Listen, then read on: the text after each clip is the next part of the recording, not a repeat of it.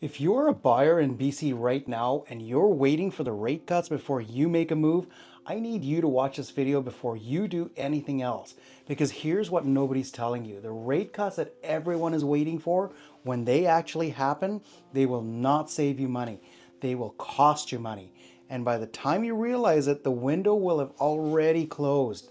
I'm not making a doom video. I'm telling you exactly what happens to housing markets when rates drop, based on actual history and what that means specifically for buyers in Langley, Surrey, Abbotsford, and the Lower Mainland right now. I'm Amman Rawji, a realtor right here in Langley, BC. This video is the most important one I will make this year for anyone considering buying in the next 12 months. Here is what every realtor, every TikTok finance person, and most news headlines are saying right now. Bank of Canada is signaling more rate cuts coming. Mortgage rates will drop, affordability will improve, buyers will rush back, prices will recover. So if you're a buyer, the play is to wait until rates come down, then jump in. That is the consensus narrative. And on the surface, it makes complete sense. Lower rates mean lower mortgage payments. Lower payments mean more affordability. More affordability means buyers can pay more for the same house. Here's the problem with that thinking. It assumes everything else stays the same, and it never does. Reason number one, the Bank of Canada does not cut rates because it wants to. The Bank of Canada cuts rates because the economy is weakening. Job losses are rising, consumer spending is dropping, GDP is shrinking. Why does that matter to you as a buyer? Because the people losing jobs in a weakening economy include your competition. The buyers who would have outbid you, but it also potentially includes you. Reason number two, when the economy weakens, lenders tighten qualification standards. They get more conservative, they want bigger down payments, more proof of income, longer employment history. Even with lower rates, fewer people qualify. I've seen this firsthand in 2009, in 2015, and again in 2020. Rates dropped. People assumed they would qualify for more. Then their pre-approvals came back lower than they expected because lenders had quietly raised the bar. Reason number three, the window between rates start dropping and prices start rising is incredibly short. Historically, the market starts moving 60 to 90 days before rates actually drop. Why? Because professional investors and savvy buyers do not wait for the official announcement. They move on the rumor. By the time the Bank of Canada actually cuts, the smart money is already in. Inventory has already been absorbed. Multiple offers already happening. The leverage you have today is gone. Here's something you may not have read. When the Fraser Valley Real Estate Board released their April 2026 stats, the CEO, Baldev Gill, made a statement that almost nobody in the media picked up on.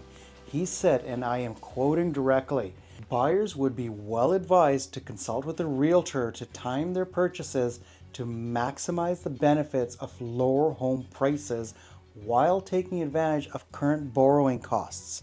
Read that again. Take advantage of current borrowing costs, not future borrowing costs, not after rate cuts right now. The CEO of the Fraser Valley Real Estate Board is essentially telling buyers that today is the window, not waiting on rate cuts. Why would he say that? Because he is looking at the same data I am looking at. Sales to active ratio is at 11%. Just 1 point shy of balanced inventory. Still elevated, but starting to be absorbed. Apartments already turning. The numbers say the floor is in. The window for buyer leverage is open right now. Let me make this concrete with actual numbers. Right now in April 2026, the Langley detached benchmark is at $1,526,200, down 7.7% year over year. Buyer leverage is real. You can negotiate, you can get inspections, sellers are listening. Hypothetical scenario, you wait for rates to drop 75 basis points, you think your monthly payment goes down. Great, but during that wait, three things happen. One, prices recover 3 to 5% because everyone else who was waiting also jumps back in. Two, lender qualification tightens, so the amount you can qualify for drops. 3. The negotiation leverage you had disappears. Multiple offers come back in, you pay full asking, maybe even over. Net result, the lower rate saves you maybe $200 per month. The higher purchase price costs you $40,000 to $60,000 more on the same house. The math does not work in your favor. And that is not theory. That is what happened in 2009, in 2015, in 2020. The buyers who waited for rate cuts paid more for the same house 6 months later. So here's what to do instead. Step 1, get pre-approved at today's rates. Lock your maximum mortgage now. Most lenders will hold pre-approvals for 90 to 120 days. Step 2, start actively looking, not watching the market, actually looking at properties, building offers, practicing the muscle of moving on a property. Step 3, be ready to write an offer when the right home shows up. The biggest mistake I see buyers making is paralysis. They wait for the perfect home and the perfect rate environment. Both rarely happen at the same time. Step 4, have a real conversation with someone who can model your specific math, not a generic spreadsheet.